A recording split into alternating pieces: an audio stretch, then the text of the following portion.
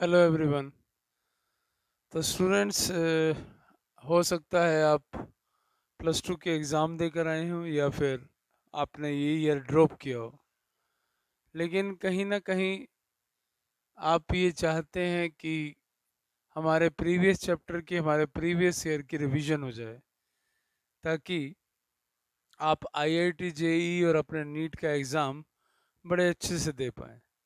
तो आइए, इसी कड़ी में जुड़ते हुए आज हम अपना रिवीजन टॉपिक सबसे पहले वेक्टर्स शुरू करने जा रहे हैं, और उस वेक्टर्स के बाद हम वन वन चैप्टर अपना रिवाइज करते जाएंगे, प्लस वन का, प्लस टू का, और आप थोरली उसकी रिवीजन करते जाइए और क्वेश्चंस की प्रैक्टिस करके अपनी ग्रिप को स्ट्रॉन्ग करते जाइए। तो आइए चलिए शुरू करते हैं वेक्टर्स। तो स्टूडेंट, बिगिनिंग करेंगे हम सबसे पहले स्केलर क्वांटिटीज़ क्या होती हैं, फिर डिफरेंस से हम वेक्टर की ओर आ जाएंगे। ना हम इतनी स्पीड से चलेंगे, ना हम इतना स्लो चलेंगे, हमें रिवाइज भी करना और प्रॉपरली हर एक चीज़ को समझना भी है। तो स्केलर क्वांटिटीज़ क्या होती हैं? Scalar quantities are those quantities which are described by numerical value alone. इनके लिए हमें डायरेक्शन की ज़रूरत नहीं पड़ती है। न्यूमेरिकल वैल्यू अलोन मतलब न्यूमेरिकल वैल्यू के अलावा डायरेक्शन नहीं चाहिए। लाइक कि जैसे एक बॉडी का मास है 3 kg और सेकंड बॉडी का मास है 2 kg, तो आप इनमें एडिशन की बात करें तो आप कैसे ऐड करेंगे? So they can be added by, addition is possible by ordinary rules of algebra. Okay, ordinary rules of algebra. So it means अगर हम total mass of the body की बात करेंगे, टू बॉडीज, तो हम इन मासेस को एल्जेब्रिकली ऐड कर सकते हैं और रिजल्ट लिख सकते हैं। ठीक है, अब हम आते हैं वेक्टर क्वांटिटीज की तरफ। स्टूडेंट्स, कुछ ऐसी क्वांटिटीज होती हैं, there are certain physical quantities which can not be described by numerical value only. ठीक है, the complete description of those quantities possible when we take their direction, like velocity. So in this case we required numerical value plus direction. So example is velocity. Okay, like if anybody says that velocity of the object is 3 meter per second. Okay, मैंने एक symbol use कर लिया v for velocity, लेकिन 3 metre पर second तो ये इसका magnitude है 3, तो फिर इसकी डायरेक्शन क्या है? सो इसकी कंप्लीट डिस्क्रिप्शन तब होगी when we draw a line parallel to this velocity and put an arrow on its head. एक लाइन इसके पैरेलल ड्रॉ कर देंगे और हेड से रिप्रेजेंटेशन कर देंगे। Now it is a vector quantity. ठीक है, सो vector quantity is specified by direction and this is represented by a line parallel to that particular quantity. Now students, if I take this as 1 meter per second, okay, this is as 1 meter per second. So if I have to represent 5 meter per second, then what should I have to do? Yes, हम अपने magnitude को इसका 5 times कर देंगे। ऐसे direction is same, लेकिन 5 metre पर second एक यूनिट लेंथ का 5 टाइम्स हो जाएगी। तो ये वेक्टर को रिप्रेजेंट करने का एक मेथड होता है। चलिए, अब हम एग्जांपल के थ्रू करते हैं, हमें इस डायरेक्शन से क्या चीज़ें डिफरेंट मिलेंगी। Like suppose we have a pipe, okay, and in this pipe a ball is moving. एक बॉल मूव कर रही है, ए से बी पोजीशन तक जाने में उसकी जो वेलोसिटी है वो 3 मीटर पर सेकेंड। साइड बाय साइड क्या हो रहा है स्टूडेंट्स, कि जैसे ही बॉल पाइप के अंदर मूव करती है, पाइप अपनी लेंथ के परपेंडिकुलर 1 सेकंड में इतना मूव कर जाती है।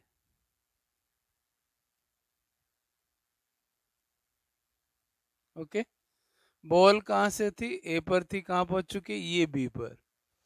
Initial position of the ball is this, और ये जो वेलोसिटी है पाइप की वो है 4 मीटर पर सेकेंड। सो जब हमने देखा कि initial position is A and final is B, तो हमने इसका मैग्नीट्यूड फाइंड किया। It was totally different from the magnitude of 3 and 4 and its direction is also different. तो एक पार्टिकल को जब आप दो वेलोसिटीज देते हैं तो रिजल्टेंट वेलोसिटी की डायरेक्शन और उसका मैग्नीट्यूड डिफरेंट होता है इनिशियल मैग्नीट्यूड और डायरेक्शन से। ठीक है, तभी हमें एक डायरेक्शन को स्पेसिफाई करना पड़ता है और हम ये देखते हैं कि उसका मैग्नीट्यूड और डायरेक्शन दोनों ही अलग आ रहे हैं। सो ऐसे केस में हम क्या करें, suppose this is A B and this line is represented by AB by arrow on its head. This is the tail, and this velocity vector is represented by this one BC as 4 meter per second, 3 meter per second. Then the resultant is represented by this vector, okay, having some direction. So this is called vector addition.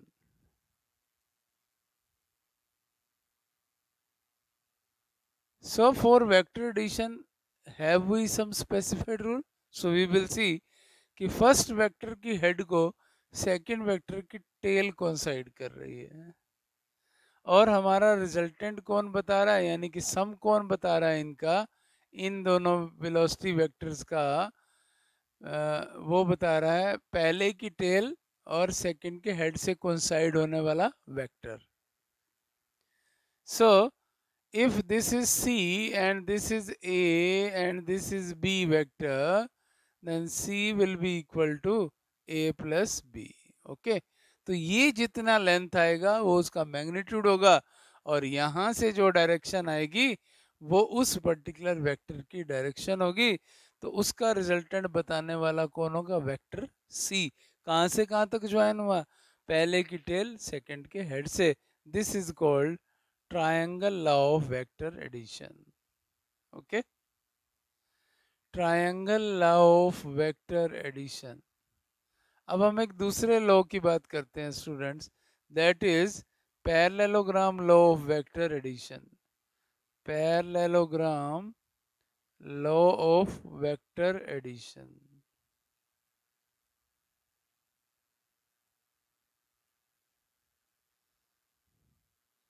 इससे पहले student मैं एक छोटी सी बात करना चाहूँगा, और वो है इक्वल वेक्टर्स की। चलिए यहाँ लिखते हैं इक्वल वेक्टर्स, बहुत इम्पोर्टेंट है। शायद सारे वेक्टर के अंदर हम लगभग इसका यूज करते हैं। Two vectors are said to be equal if their magnitude and direction is same. Okay, magnitude and direction is same.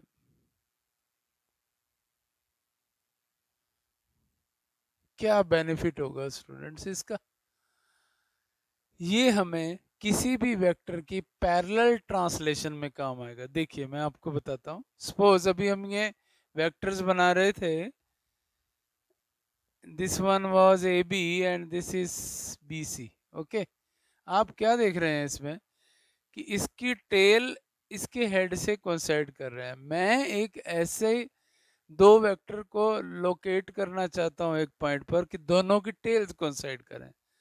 ये वेक्टर ए है, ये वेक्टर बी है। मैं इस बी के पैरेलल एक वेक्टर ड्रॉ कर देता हूँ, ना उसकी डायरेक्शन बदलूंगा और ना ही उसका मैग्नीट्यूड बदलूंगा। मैंने उसका मैग्नीट्यूड और डायरेक्शन दोनों सेम रखा, देख रहे हैं आप। तो मैंने उसको अपने ही पैरेलल ट्रांसलेट कर दिया। तो ये हमें इक्वल वेक्टर का एक बेनिफिट है। तो आप अगर मैं इसको पैरेललोग्राम बनाना चाहता हूं तो मैं इसमें भी क्या करूंगा कि मैं इस पर्टिकुलर वेक्टर को इधर ट्रांसलेट कर दूं, तो ये एक कैसी सिचुएशन बन जाएगी कि जहाँ पर दोनों वेक्टर्स की टेल कोइंसाइड करती हैं, और जब दोनों वेक्टर की टेल्स कोइंसाइड करती हैं तो उनके बीच के एंगल जो है वो एंगल बिटवीन टू वेक्टर्स कहलाता है। पैरेललोग्राम लॉ है तो हम पैरेललोग्राम को कंप्लीट कर देंगे बाय दिस। अब आप देख सकते हैं कि ये बिल्कुल इसके पैरेलल है। अगर इस वेक्टर b का मैग्नीट्यूड b है और इस वेक्टर a का मैग्नीट्यूड a है तो ये भी क्या होगा b और ये भी क्या होगा a। ठीक है, समझ गए आप पैरेलल वेक्टर। सो अब हम क्या करेंगे कि इनका सम कौन बताएगा a और b का, तो इनका सम भी कोई रिजल्टेंट बताएगा। वो रिजल्टेंट कहाँ होगा, जहां पर दोनों की टेल कोइंसाइड कर रही है वहां से इस पैरेललोग्राम में एक डायगोनल ड्रॉ कर दीजिए। ठीक, so this gives you resultant and this resultant is equal to sum of two vectors a and b। आइए इसका मैग्नीट्यूड, इस रिजल्टेंट का मैग्नीट्यूड, मैग्नीट्यूड ऑफ रिजल्टेंट और उसकी डायरेक्शन को फाइंड करते हैं। Magnitude of resultant and its direction. Suppose कर लेते हैं कि इसकी जो रिजल्टेंट की डायरेक्शन है वो ए वेक्टर के साथ अल्फा एंगल बनाती है। चलिए अब इसको फाइंड करते हैं। And this is how we can find. We will draw a perpendicular from this point A, B, C. Let this is L and this is CL perpendicular. तो अब आप देख रहे हैं ALC एक राइट एंगल ट्रायंगल है और आप एक राइट एंगल ट्रायंगल में पाइथागोरस थ्योरम को अप्लाई कर सकते हैं। ओके, AC आपका रिजल्टेंट है तो इसके मैग्नीट्यूड को मैं R कह देता हूँ, तो इसलिए R स्क्वायर हो जाएगा। नाउ पैरेलल लाइन का कॉन्सेप्ट कहता है this is theta this will also be theta, क्योंकि कोरस्पॉन्डिंग एंगल्स इक्वल होते हैं। सो हम इस पर्टिकुलर ट्रायंगल में ट्रिग्नोमेट्री का यूज कर सकते हैं। तो देखते हैं हमें जिन जिन चीज़ों की रिक्वायरमेंट होगी हम उसको लिख देंगे। What is A L? A L is A B plus B L it's square and L C is L C and this is R. So A B we know it is A, हमने उसका magnitude ए लिया है। B L हमें नहीं मालूम तो हम trigonometry का यूज करते हैं। बेस हाइपोटेन्यूज हमें गिवन है, base upon hypotenuse is always cos, so B L is B cos theta. So this is B cos theta. Similarly, we can find this CL. CL by B is sin theta. तो CL is B sin theta. तो हम ये value यहाँ put कर देंगे। अब आप identity का यूज करके स्क्वायर को ओपन कीजिए, A square plus B square plus 2ab, और ये हो गया आपका B square sine square theta. So now a square and write these two terms together after taking b square common. So it is left here a b square sin square plus cos square, and at last we will write 2ab cos theta. So this is 1. So a square plus b square plus 2ab cos theta is equal to r square. So r is equal to under root a square plus b square plus 2ab cos theta. अब students यहाँ कई special cases के through आप कई result और भी निकाल सकते हैं। अगर थीटा 0 होगा तो cos 0 1 होता है, मतलब दो पैरेलल वेक्टर के बीच का एंगल 0 डिग्री होगा। सो आपका रिजल्ट क्या बन जाएगा, under root a plus B square. So that is a plus B. ये इसकी मैक्सिमम वैल्यू है। इसका मतलब अगर दो वेक्टर्स एक ही लाइन में अलाइन कर रहे होंगे तो आप उनका vector addition a plus B से करेंगे सेम डायरेक्शन में। सेकंड केस, अगर ये थीटा 180 हो गया, 180 माने एक वेक्टर की डायरेक्शन ये है, दूसरे वेक्टर की डायरेक्शन ये है, तो बीच में 180 का एंगल बनेगा। कोस 180 माइनस होता है तो आपका आर a माइनस बी आ जाएगा। ठीक है, difference of the two vector. यहाँ से आप ये नई चीज सीख सकते हैं, वो भी मैं डिस्कस कर दूंगा जब हम सब्ट्रैक्शन ऑफ वेक्टर पर आएंगे। और तीसरा केस है व्हेन थीटा इज 90, तो 90 पर तो cos 0 होता है, तो आपका रिजल्टेंट आएगा ए स्क्वायर प्लस बी स्क्वायर। तो ये आपने ध्यान रखना है, सेम डायरेक्शन के वेक्टर्स का सम, ऑपोजिट डायरेक्शन के वेक्टर का सम, और जो परपेंडिकुलर वेक्टर्स होंगे तो उनके रिजल्टेंट का मैग्नीट्यूड ये आएगा। अब हम बात करते हैं इनकी डायरेक्शन की। तो डायरेक्शन हम कैसे स्पेसिफाई करते हैं स्टूडेंट्स, किसी एंगल के through. So we will find here tan alpha for its direction, and in this particular right angle triangle tan alpha क्या होगा students, CL upon AL। CL अभी हमने फाइंड किया B साइन थीटा, AL हमने find किया A plus B cos theta. So इस तरह से हम डायरेक्शन को भी फाइंड कर सकते हैं। So alpha will be equal to tangent inverse B sine theta upon A plus B cos theta.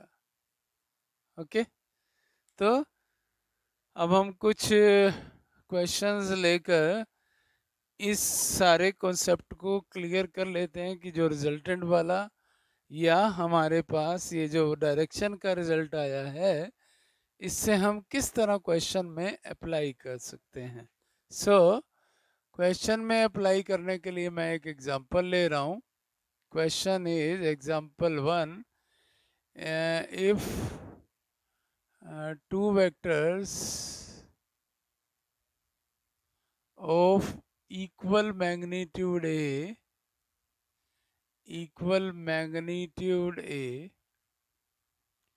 making an angle theta with each other, find the magnitude of the resultant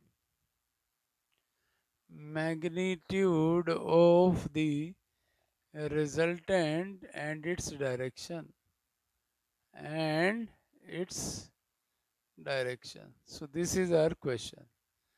बहुत से conclusion निकलेंगे students इस particular question से भी, ध्यान से देखिए। सो अगर हमें मैग्नीट्यूड ऑफ रिजल्टेंट और डायरेक्शन की बात कर रहा है तो हम डायरेक्ट फॉर्मूलेशन पर आएंगे। जो फार्मूला अभी हमने डिराइव किया, फाइंड किया ट्रायंगल लॉ या पैरेललोग्राम लॉ वेक्टर एडिशन का, वो था ये। Now resultant we have to find, a is a square, b is also a square, 2a cos theta। So theta भी हमें मालूम नहीं है।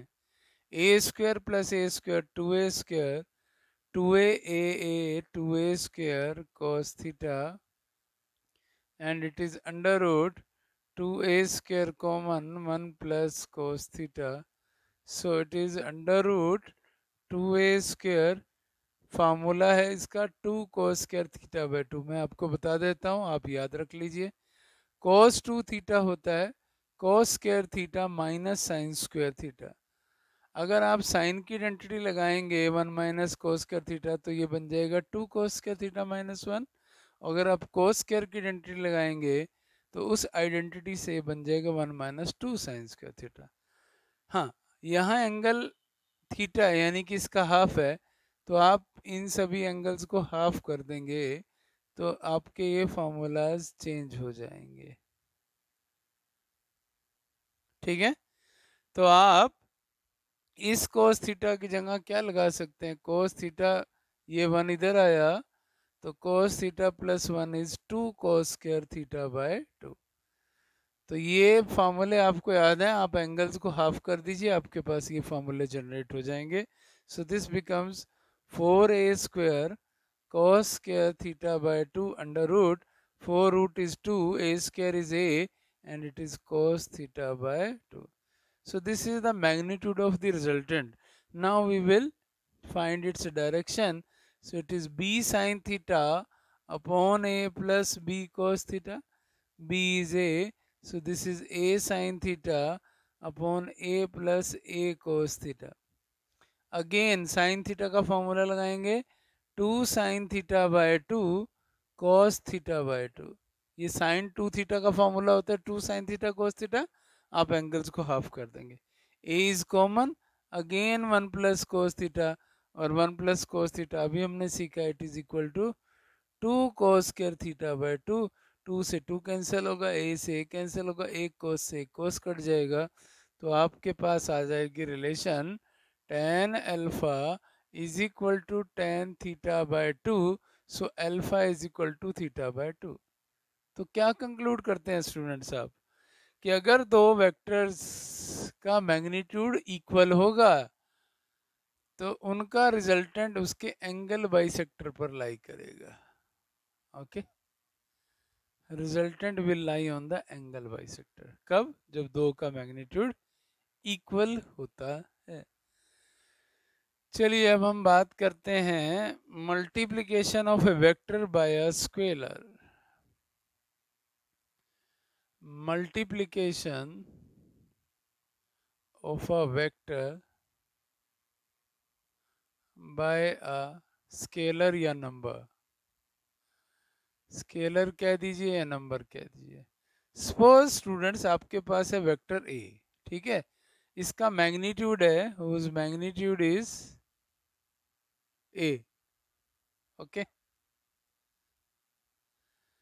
And K is a number.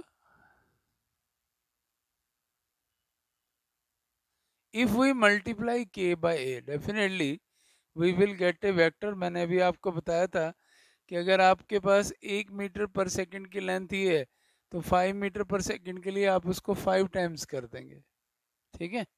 सो आपको एक वेक्टर मिलेगा b इज इक्वल टू के ए, जिसका मैग्नीट्यूड क्या होगा, के ए, ओके।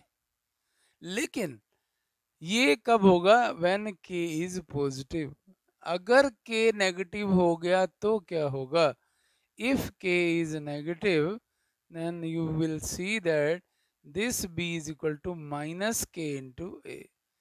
so आप क्या देख रहे हैं, direction of b is revert, b की डायरेक्शन रिवर्ट हो जाएगी। यानी कि अगर आप ये 1 मीटर पर सेकेंड एक वेक्टर है और आप इसको 2 से मल्टीप्लाई कर देते हैं तो उसी डायरेक्शन के अंदर ये 2 मीटर पर सेकेंड हो गया। लेकिन अगर आप इसको माइनस से मल्टीप्लाई करते हैं तो ये मल्टीप्लाई होने के बाद अपोजिट डायरेक्शन के अंदर, सेम डायरेक्शन के अंदर ना होकर अपोजिट डायरेक्शन में ये 2 मीटर पर सेकेंड हुआ। तो ये डिपेंड करेगा कि आप पॉजिटिव से मल्टीप्लाई कर रहे हैं या नेगेटिव। इसका मतलब नेगेटिव क्या करता है, नेगेटिव ऑफ बी मीन्स आपने कुछ नहीं किया, we have revert the direction of vector B, ठीक है, आपने उसकी डायरेक्शन को रिवर्ट कर दिया। अगर आप बी को ऐसे रिप्रेजेंट कर रहे हैं और ए को ऐसे रिप्रेजेंट कर रहे हैं तो अगर आप माइनस बी कहते हैं तो आप माइनस बी के लिए उसकी डायरेक्शन को रिवर्ट कर देंगे, this gives you minus B. अब किसी ने कहा कि इस कॉन्सेप्ट से हम क्या सीख सकते हैं, इस कॉन्सेप्ट से हम सब्ट्रैक्शन ऑफ वेक्टर सीख सकते हैं। सब्ट्रैक्शन ऑफ वेक्टर कुछ नहीं है, subtraction of vector a minus B is what, it is the sum of vector a, sum of vector a and minus B है, ये भी सम। तो वेक्टर एडिशन के लिए आप कौन सा रूल अप्लाई करते हैं, parallelogram law of vector addition लगा दीजिए। So this gives you resultant and it's value will be a minus B, क्योंकि करेंगे तो आप प्लस ही a plus of minus B. So that is the resultant of this. क्या difference आ जाएगा स्टूडेंट सब्ट्रैक्शन के केस में, अगर दो वेक्टर्स के बीच का एंगल थीटा है तो जब आप रिवर्ट करेंगे डायरेक्शन तो उन वेक्टर्स के बीच का एंगल 180 डिग्री माइनस थीटा हो जाएगा। बस इतना डिफरेंस आपको ध्यान में रखकर चलना है। आइए इस पर बेस्ड भी एक क्वेश्चन कर लेते हैं जो हमें सब्ट्रैक्शन ऑफ वेक्टर को क्लियर कर देगा। So again example 2, there are two vectors, there are two vectors of magnitude 5 unit, okay, 5 unit and angle between two vectors is 60 degree. Find the magnitude of number 1 sum of two vectors,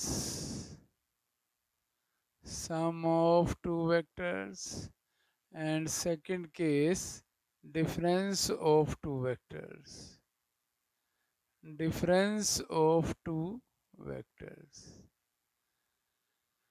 ठीक है, तो फिर से अगर हमें sum find करना है तो आपका रिजल्टेंट होगा A square plus B square plus 2ab cos theta, और आप लगाएंगे 5 square plus 5 square plus 5 into 5 cos 60 degree, and it is 25 plus 25 50, and 50 into cos 60 is 1 by 2, so it is 75, and 75 is 5 under root 3 unit. ठीक है, और अगर आपका difference आ गया तो स्टूडेंट्स अभी हमने किया है subtraction of vector, so this becomes A square plus B square plus 2ab. Angle कितना लेंगे students? Yes, 180 minus theta. So this will be a square plus b square minus 2ab and gives us 5 square plus 5 square minus 2 into cos 60 degree, 2 into 5 into 5 into 1 by 2. So it is 50 minus 25, it is 25. So it is 5 unit. So this is about difference of two vectors. तो चलिए students अब हम अगले topic पर आते हैं, that is resolution of vectors. Resolution of vectors कोई difficult topic नहीं है, ये बिल्कुल आप ध्यान से देखेंगे कि सपोज हमारे पास एक वेक्टर है O A. Okay, A vector, ठीक, making an angle alpha with X axis and beta with Y axis. ये दो एंगल बनते हैं. ए से हमने इस पर भी एक परपेंडिकुलर ड्रॉ कर दिया और ए से हमने इस पर भी एक परपेंडिकुलर ड्रॉ कर दिया. A B is the perpendicular on X axis and A C is the perpendicular on Y axis. आपका वेक्टर एडिशन क्या कहता है? आपका वेक्टर रूल कहता है कि जो ओ ए होगा वो ओ बी प्लस ओ सी के बराबर होगा, यही कहता है. अब ये जो ओ बी वेक्टर है इसके दो पार्ट हो गए, एक इसका मैग्नीट्यूड और एक इसकी डायरेक्शन. डायरेक्शन हम एक यूनिट वेक्टर से स्पेसिफाई करेंगे. Let I unit vector is the direction along X axis and J unit vector is this. तो मैं अभी आपको पहले यूनिट वेक्टर के बारे में बता दूं, क्योंकि इसका क्वेश्चन भी जरूर आता है. आप अगर इसको समझ जाएंगे तो इसके किसी भी क्वेश्चन के अंदर आपको प्रॉब्लम नहीं होगी. क्या है यूनिट वेक्टर? डेफिनेशन यही कहती है whose magnitude is 1. Okay, whose magnitude is 1. तो स्टूडेंट सपोज करो अभी मैं आपको जो कॉन्सेप्ट समझा रहा था अब उसी समझ जाएंगे. एक वेलोसिटी है 5 मीटर पर सेकेंड, मैंने इसके 5 इक्वल पार्ट्स कर दिए. तो अब आप बताइए ये एक पार्ट क्या शो करता है? आपको होगा यूनिट 1 शो करता है, क्योंकि जब 5 इक्वल पार्ट किए तो ये वाला पार्ट इसका हमें 1 को शो करता है. तो ये पार्ट 1 है, यानी कि ये एक यूनिट वेक्टर है. इसकी डायरेक्शन किधर है? जो वेक्टर की डायरेक्शन है, जो डायरेक्शन उस वेलोसिटी वेक्टर की है वही डायरेक्शन इस वेलोसिटी यूनिट वेक्टर की है. इसका मतलब मैं इस वेक्टर को कैसे लिखूं? एक वेलोसिटी वेक्टर है जो 5 टाइम्स एक यूनिट वेक्टर है. ठीक है, ये यूनिट वेक्टर है, ये पूरा वेक्टर इस यूनिट वेक्टर का 5 टाइम्स है. तो यूनिट वेक्टर क्या हुआ स्टूडेंट्स? Vector divide bye 5. 5 क्या है? इस वेक्टर का मैग्नीट्यूड. ध्यान रखेंगे. तो जनरल फॉर्म में अगर मैं लिखूं A is a vector, so unit vector A is vector divide by its magnitude. तो यूनिट वेक्टर की डायरेक्शन हमेशा along the direction of given vector होती है। पैरेलल भी कह सकते हैं, अलोंग भी कह सकते हैं, दोनों केसेस में एक ही बात है। ठीक है, तो ये हमारा यूनिट वेक्टर है। सो यूनिट वेक्टर एक्स एक्सिस के अलोंग हम क्या लिया करेंगे, आई कैप, और वाई एक्सिस के अलोंग हम क्या लिया करेंगे, जे कैप। तो चलिए अब हम इसका मैग्नीट्यूड निकालते हैं। तो कंपोनेंट ओ बी क्या निकलेगा, ये बेस है, ये हाइपोटेन्यूज है, इसका मैग्नीट्यूड ए कह देते हैं। So it is A cos alpha. और अगर आप ओसी की बात करेंगे तो this will be A cos beta. तो आइए अब इसको वेक्टर फॉर्म में लिखें। A is equal to A cos alpha I cap plus A cos beta J cap. So this is what are these a cos alpha and a cos beta? These are components of this vector. This is called resolution of a vector. ठीक है, आप याद रखेंगे। तो अगर मैं general form में कहूँ, instead of X Y plane we have X Y Z three perpendicular axis, तो आपका वेक्टर क्या बन जाएगा, A cos alpha I cap plus A cos beta J cap plus A cos gamma K cap. तो I J K unit vector हो जाएंगे X Y और Z direction के अलोंग, और ये कंपोनेंट्स हो जाएंगे एक्स वाई और जेड के अलोंग। यानी कि अब एक वेक्टर थ्री कंपोनेंट में रिजोल्व हो जाता है। तो अगर मैं बात करूं कार्टेशियन कोऑर्डिनेट्स की, तो ये हमारा एक्स एक्सिस है, ये वाई है और ये जेड है। तो मान लेते हैं उस ए वेक्टर का जो कंपोनेंट एक्स के अलोंग है वो ए एक्स है, तो यूनिट वेक्टर इसका आई कैप होगा। इसके अलोंग आई ए वाई है तो जे कैप होगा, और ए जेड है तो के कैप होगा। यानी कि एक वेक्टर ऐसी फॉर्म में लिखा जा सकता है। अब आप समझ गए होंगे कि एक्स वाई जेड क्या हैं, A X A Y A Z are components along X Y and Z axis. तो अगर हम चाहें तो इस कार्टेशियन कोऑर्डिनेट्स के अलोंग भी हम इनका सम कर सकते हैं। सो हम ये टॉपिक भी ले लेते हैं ताकि हमें ये एडिशन सब्ट्रैक्शन में कोई भी प्रॉब्लम नहीं आए। सो we can easily add or subtract two vectors. We can easily add or subtract two vectors if their components along coordinate axes are given. Coordinate axes are given. ठीक है, सो ए vector हमें given है ए x I plus A Y J plus A Z के, okay. और B vector है हमारे पास B x I plus B Y J plus B Z के, और सी वेक्टर है हमारे पास सी X I plus C Y J plus C Z के। क्योंकि आपको पता है एक वेक्टर थ्री कंपोनेंट में रिजोल्व होगा अगर थ्री एक्सिस के अलोंग है। तो अब आप इनका सम करने के लिए क्या करेंगे, आप x के कंपोनेंट इकट्ठे ऐड कर दीजिए, A X plus B X plus C X I cap, फिर उसके बाद y के कंपोनेंट्स को ऐड कर दीजिए जे कैप, फिर उसके बाद A Z plus B Z plus C Z K cap. If particle lies in X Y plane only, तो इसका मतलब है उसका z कंपोनेंट क्या हो जाएगा, yes, z component will be 0।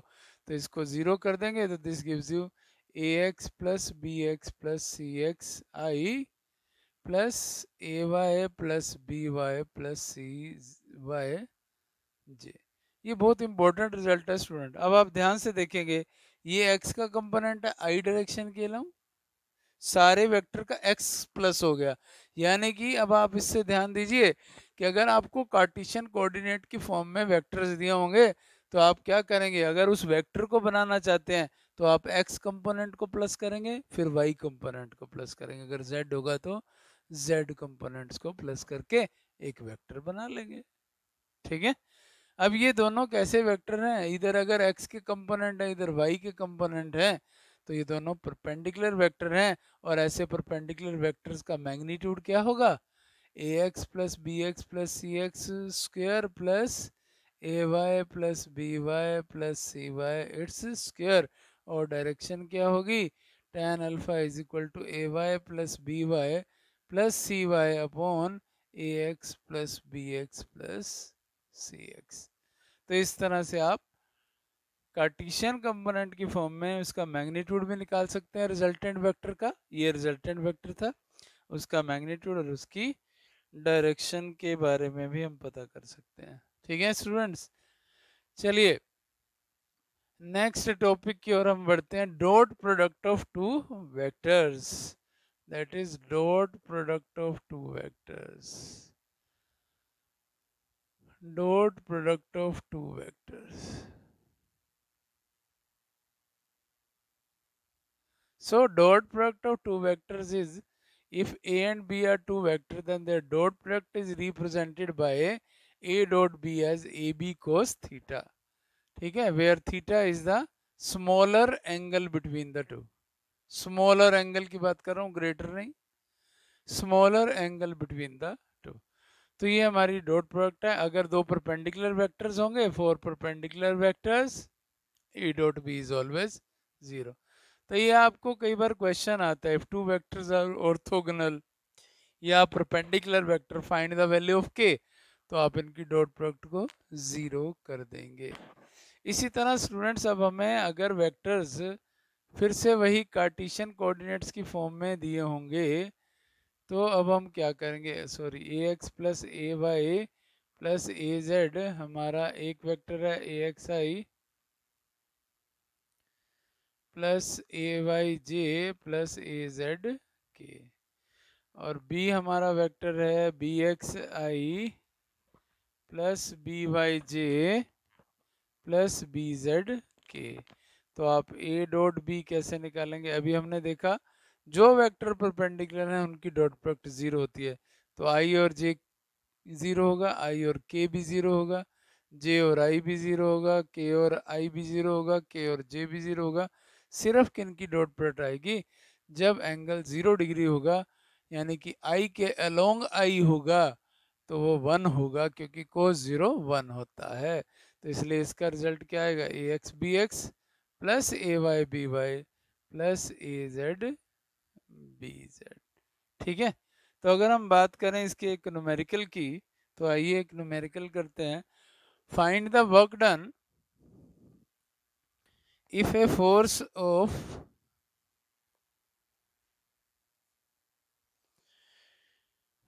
हम एक कंपोनेंट वाला भी न्यूमेरिकल कर लेते हैं और एक ये भी कर लेते हैं, एग्जाम्पल 3 दोनों करते हैं, फिर डॉट प्रोडक्ट का भी करेंगे। If a force of 10.5 Newton is acting on a particle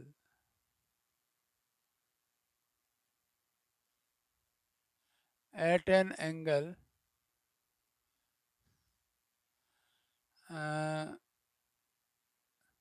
30 degree with its vertical, find the vertical component of force.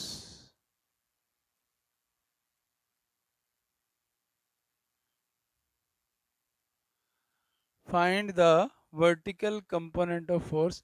हम 30 डिग्री की जगह 37 डिग्री लेते हैं, क्योंकि मुझे आपको 37 डिग्री की ट्रायंगल भी बताने हैं। तो देखिए ये 37 डिग्री की एक ट्रायंगल है, this is 37 degree, so this is 90, so this will B 53। आप ध्यान रखेंगे जिधर 3 से एंड होता है वो साइड 3 है, दूसरी 4 और तीसरी 5। ये एक राइट एंगल ट्रायंगल है, आप जानते हैं पाइथागोरस थ्योरम इसमें एप्लीकेबल है। तो हम 37 डिग्री एंगल लिया, किसमें, एक फोर्स है 10.5 न्यूटन की, 10.5 न्यूटन की फोर्स है जो वर्टिकल के साथ 37 डिग्री का एंगल बनाती है ऐसे।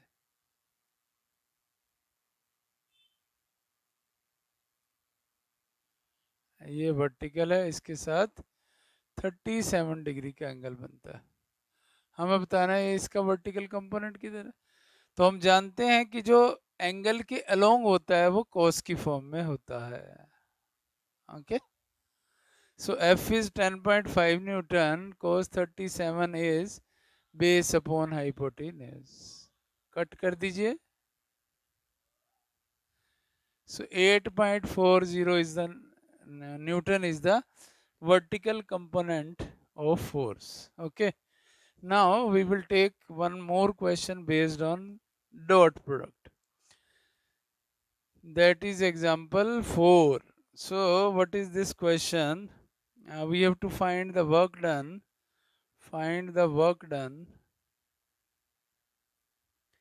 if a force of 12 Newton is acting on a particle in vertical upward direction,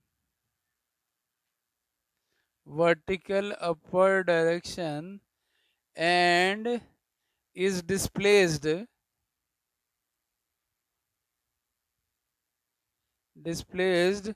2 meter in the downward direction.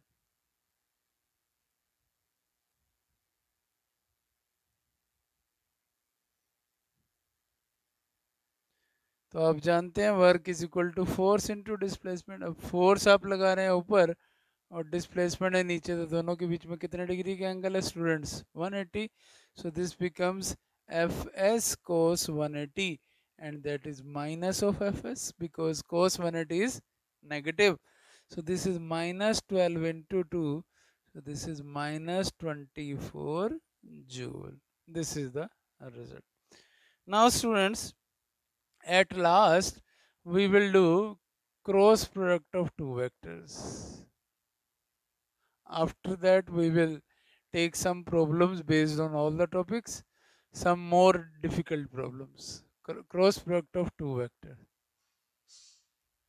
So if two vectors A and B are there again and their cross product represented by A cross B is itself a vector, ये भी एक vector है जिसका magnitude कितना होता है? It's magnitude is A B sine theta. और उस वेक्टर की डायरेक्शन किधर होती है? जिधर यूनिट वेक्टर की डायरेक्शन होगी, क्योंकि यूनिट वेक्टर हमेशा उस वेक्टर के अलोंग होता है। तो आप कैसे पता लगाएंगे? चलिए ये भी जानते हैं कि if we have two vectors A and B. अब स्टूडेंट इसमें दो पॉसिबिलिटीज है। Theta angle between the two vectors ये स्मॉलर भी हो सकता है और बाकी का जो होगा वो क्या हो सकता है? 360 माइनस थीटा। ठीक, अगर ये इस केस में है कि जब थीटा 180 से छोटा और ये बाकी 180 से बड़ा है, लेकिन अगर दोनों 180 हो गए तो क्या होगा?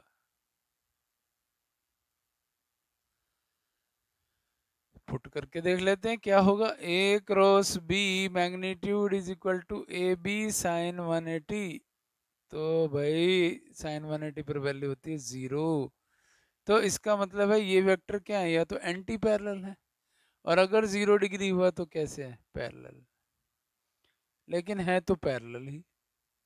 तो जब भी आपको ये प्रूव करना आ जाए कि टू वेक्टर्स पैरेलल हैं, तो आप देख सकते हैं उनकी क्रॉस प्रोडक्ट का मैग्नीट्यूड किसके इक्वल होता है? 0 के इक्वल होता है। तो अब आप ये ध्यान रखेंगे कि उनकी क्रॉस प्रोडक्ट 0 होती है। सो अब आप क्या करेंगे? इसकी डायरेक्शन के लिए वेक्टर ए की तरफ अपनी पाम को रख देंगे, फिंगर्स को बी की ओर कर्ल करेंगे, जिधर आपका थंब आएगा वो आपकी डायरेक्शन ऑफ दी वेक्टर होगी, जो किसके इक्वल है? क्रॉस प्रोडक्ट के। ठीक है, जो क्रॉस प्रोडक्ट का वेक्टर आएगा उसकी डायरेक्शन किधर होगी? थंब की तरफ। और अगर ये उल्टा हो गया तो आपका थंब इनसाइड चला जाएगा। इसका मतलब है डॉट प्रोडक्ट में तो कॉम्यूटेटिव लॉ होल्ड करता है, A dot B is equal to B dot A. और उसमें डिस्ट्रीब्यूटिव लॉ भी होल्ड करता है, A dot B plus C is equal to A dot B plus A dot C.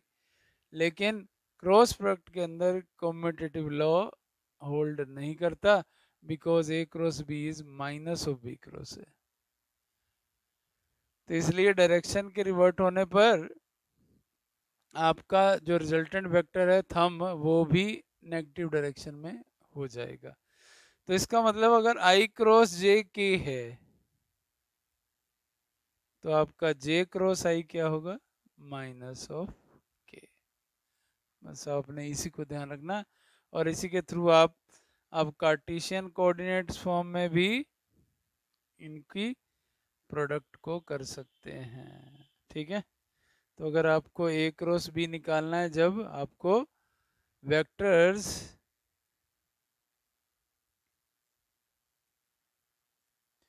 Cartesian coordinate की form में दिए हुए हैं,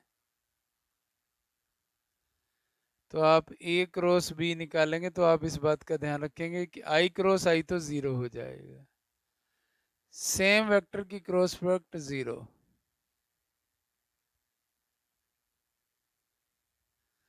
तो ये जीरो, बस यहाँ एक प्रोडक्ट आएगी आई और जे से, क्या आएगा के, तो यानी कि आपको ऐसे रिजल्ट मिलने वाले हैं।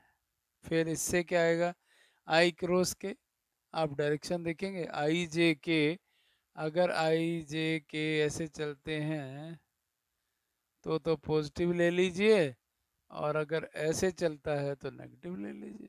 ठीक है, तो आपको डिपेंडेंस इसके अकॉर्डिंग ले लेनी है। मान लो मैं इधर कह दूं आई है और इधर कह दूं जे है, तो आई क्रॉस जे इज के। लेकिन अगर आपको जे क्रॉस आई करना पड़ गया ऐसे, तो आपका थंब इनसाइड चला जाएगा। बस आप इसी कॉन्सेप्ट को ध्यान रखकर अब ये सारी रिवीजन कर सकते हैं। ठीक है, तो इस तरह से ये वेक्टर के बेसिक सारे पार्ट्स आपके ख़त्म हो गए। अब हम कुछ न्यूमेरिकल्स इसकी प्रैक्टिस करते हैं।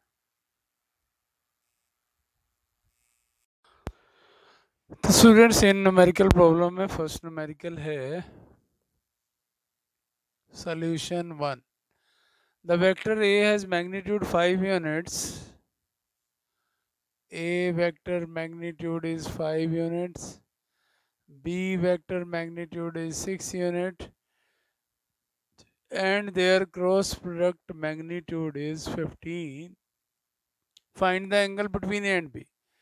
So we know that the magnitude of cross product of two vectors is AB sine theta. So it is 5, it is 6, this is unknown, this is 15. So 15 divided by 6, 5 is 30. So it is 1/2. So theta कितना होता है 30 degree, या फिर क्या हो जाएगा 150 degree. दोनों values पर, दोनों डिग्रीज पर सेम वैल्यू आती है 1/2। Now students, question number 2। हमने एक बड़ी इंपॉर्टेंट डिस्कशन की थी कि अगर हमें वेक्टर्स कार्टेशियन कंपोनेंट की फॉर्म में दिए हों तो हम उनको ऐड और सब्ट्रैक्ट भी कर सकते हैं, और उनके रिजल्टेंट का मैग्नीट्यूड भी फाइंड कर सकते हैं। तो यही पूछा गया, find the resultant of 3 vector shown in the figure. ठीक है, तो सबसे पहले मैं ये फिगर रीड्रॉ करता हूँ। This is Y axis, this one is X axis.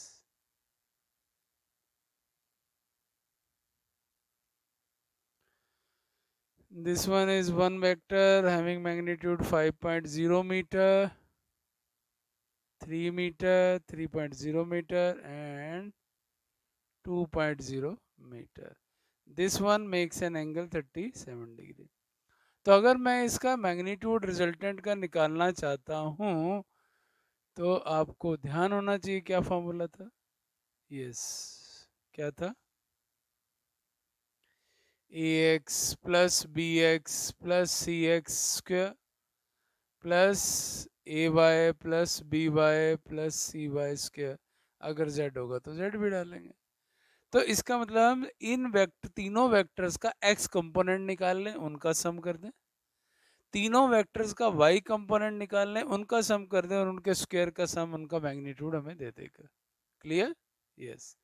तो सबसे पहले इस ए वेक्टर का एक्स कंपोनेंट निकालिए, क्या होगा? मान लो मैं उसको एक्स ही कह देता हूँ। इट इज 5 cos 37, तो 5 इंटू 4/5। ये भी मैंने आपको ट्रायंगल सिखाई थी, तो इसकी आगे वैल्यू 4 मीटर। बी एक्स निकाल लीजिए। बी एक्स तो 3 मीटर रहेगा because it is parallel to X axis. और सी एक्स निकाल लीजिए, इसका कोई कंपोनेंट इसके लॉन्ग नहीं है तो 0। सो इट मीन्स ये वैल्यू आपकी आ गई 7²। ठीक, ए वाई निकालिए अब। ए वाई इज, या तो आप इसको लिख सकते हैं 5.0 साइन 37, या फिर ये एंगल निकाल लीजिए 53। सो 5 cos 53, cos 53 is here, so it is 3/5, 3 metre. B Y, कोई कंपोनेंट वाई के अलोंग नहीं है, इसका 0। और ये क्या है आपका सी वाई 2 मीटर, तो ये आ गया आपका 5²। so this is 49 plus 25, this is 74, so it is nearly 8.6 meter। Direction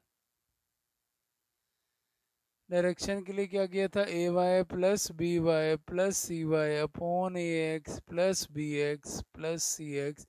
so इनका सम क्या है? 5, और इनका सम क्या है? 7। सो अल्फा इज, ठीक है। तो ये आपको कॉन्सेप्ट जानने का बेनिफिट है। चलिए, solution number 3, what is given, find the resultant of these 3 vectors. यानी कि ओ ए वेक्टर, ओ बी वेक्टर, ओ सी वेक्टर, इनका रिजल्टेंट।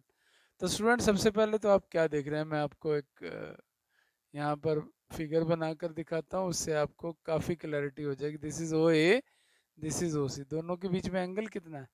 45 + 45 90। इसका मतलब इनका रिजल्टेंट इनके बाइसेक्टर पर लाई करेगा। ठीक है, ये हम कर चुके हैं। अगर दो वेक्टर्स, क्योंकि ये रेडियस है, ये भी रेडियस है, अगर दो वेक्टर्स का मैग्नीट्यूड सेम हो तो उनका रिजल्टेंट उनके एंगल बाइसेक्टर पर लाई करता है। यानी कि ये 45 डिग्री पर लाई करेगा, तो ये लाई कर रहा है। इसका मतलब इन दोनों का रिजल्टेंट किस डायरेक्शन में है? बी की ओर। तो इस ओ ए का कंपोनेंट हम बी डायरेक्शन में निकालें तो क्या आएगा स्टूडेंट्स? सभी आ रहे हैं, ये भी आ रहा है, ये भी आ रहा है, ये भी आ रहा है, तो ऑलरेडी ओ भी आ रहा है, लेकिन हम ओ ए का रिजल्टेंट अलोंग ओ ए निकालना चाहते हैं। तो अलोंग ओ ए कितने डिग्री का एंगल बन रहा है? 45। तो क्या हो गया? तो resultant of O A plus O C is, क्या आएगा स्टूडेंट्स? इसका कंपोनेंट इसके अलोंग आर कोस 45, और ओ सी का कंपोनेंट भी ओ बी के अलोंग क्या आएगा? R cos 45। So this is 2r cos 45। Okay, so 2r cos 45 is √2। So rationalise कर दें इसको, √2 divide by multiply. So this gives you 2r √2/2, 2 से 2 कैंसिल, तो इसे √2r। ठीक है, उसके बाद अब आपको टोटल क्या निकालना है? आपको इसमें resultant of 3 vector. So resultant of 3, तो ओ ए और ओ सी का रिजल्टेंट किस तरफ था? ओ बी की तरफ। ओ बी किस तरफ है? ओ बी की तरफ। तो इसका मतलब ओ ए और ओ सी का रिजल्टेंट कितना आया? √2r प्लस ओ बी किस डायरेक्शन में है? O B R. O B का कंपोनेंट कौन है? आर ही है, वो तो चेंज नहीं हो रहा। तो आपका ओ ए और ओ सी का रिजल्टेंट ओ बी की तरफ, और O B already O B है, तो इसलिए आपका आंसर आ गया r √2/+1। So this is about question number 3। चलिए अब हम क्वेश्चन नंबर 4 करते हैं।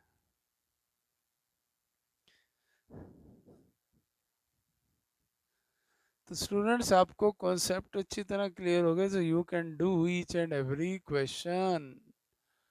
So it is given the magnitude of a plus b is equal to magnitude of a minus b. Prove that a is perpendicular to b. A B के perpendicular कब होगा students? जब उनकी dot product zero आ जाती है, या हम ये कह सकते हैं उनके बीच में एंगल 90 डिग्री बन जाए। ठीक, चलिए a plus b can be written as a square plus b square plus 2ab cos theta under root, and a minus b square magnitude, a minus b magnitude can be written as a square plus b square plus 2ab cos 180 minus theta. ये हम difference of vectors और addition of vector से सीख चुके हैं। चलिए squaring करके root cancel out, A square plus B square plus 2ab cos theta, and it is a square plus b square minus 2ab cos theta. These ones cancelled out, so 4ab cos theta equal to 0. So cos theta equal to 0. So theta is 90 degree. And what is theta? Angle between A and B. So A is perpendicular to B. Okay, now we will do the last question, that is question number 5. So let us take its solution, that is solution 5. If A is 2i minus 3j plus 7k and B is I plus 2k and C is j minus k, what we have to find? We have to find A dot B cross C. Student सबसे पहले B cross C find करेंगे। चलिए B cross C, I plus 2k in cross j minus k. So I plus 2k cross j minus k. So it is I cross j minus k plus 2k cross j minus k. I cross j is, students, k. I cross k is, मैंने आपको बोला था कि आप बनाएंगे direction तो आपको मालूम पड़ जाएगा। आई जे के, आई से जे की ओर जाते हो तो के पॉजिटिव की ओर आपका थंब आता है, और आप जे से आई की ओर आओगे तो नेगेटिव की ओर आपका थंब आएगा। तो आप अगर इस डायरेक्शन में चलो तो मान लो आप पॉजिटिव लेते हो, और अगर आप इस डायरेक्शन में चलते हो तो आप उनको नेगेटिव लेते हो। तो आई क्रॉस जे इज के, तो आई क्रॉस के is minus J, minus minus plus हो गया क्योंकि ऑलरेडी माइनस है। के क्रॉस जे, फिर से आप रिवर्स आ रहे हैं, it is minus of J, minus of 2j, and के क्रॉस के is 0. So what is this? Sorry, k cross j is I minus 2i. So it is minus 2i plus j plus k. Now you have to do A dot B cross C. A is 2i minus 3j plus 7k dot minus 2i plus j plus k. Okay, so this is minus 4 minus 3 plus 7, so answer is 0. तो student this is all about vectors. हम ऐसे ही chapters अपने revise करते जाएंगे, एक chapter +1 का, फिर हम +2 का, इस तरह से एक एक चैप्टर्स करके हम सारी नीट और आईआईटी की रिवीजन कर लेंगे।